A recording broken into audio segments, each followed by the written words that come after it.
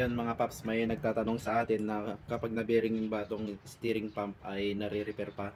Oo, nare-repair pa to mga paps. Bali, kapalitan lang ng bearing. Bali, pinalitan daw nila yun ng bago kasi hindi na daw nare-repair kaya bumili sila ng bago. Gumastos sila ng 5,000 plus, 5 to ata yung presyo ng ganitong kapag brand nyo. Kaya mga paps, para mas makatipid kayo, ituturo ko sa inyo kung paano magpalit ng bearing ng ganito kung sakaling na bearing yung steering pump nyo. Una, tatanggalin lang natin itong kanyang pulley. Ayun. Tapos tatanggalin natin itong 4 na 14 dito mga paps. Gamitan lang natin na sakit. Bali, nalugad ko na rin kasi ito.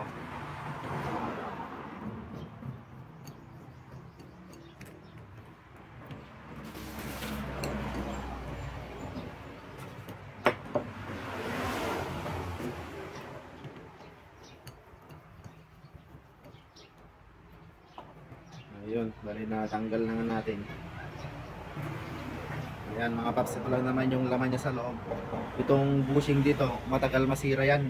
Ilan lang na nasisira yan, talaga na una na sisira yung kanyang bearing. Tapos tatanggalin lang natin ito. Kanyang mga pins.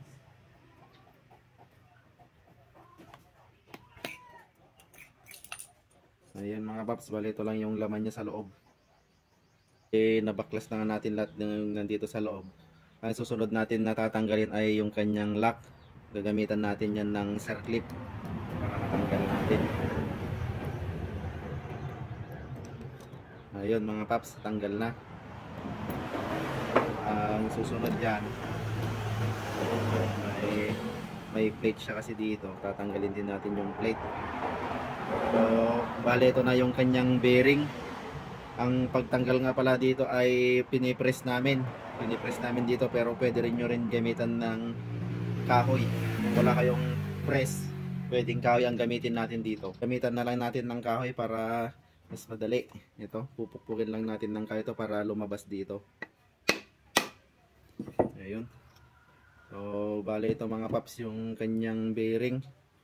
Tatanggalin lang natin ngayon to. Bibilan natin ng bearing worth of 250 pesos lang yung bayad ng bearing nito. Wala pa siguro 200 ganun lang.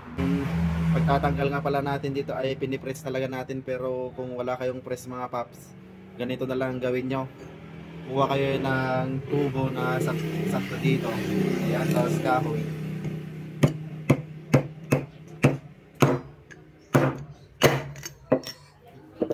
Ayun, natanggal na mga paps. Ito, papalitan lang ito. Kapag meron ng bago, sasalpak lang, tapos ibabalik lang lahat. Okay na.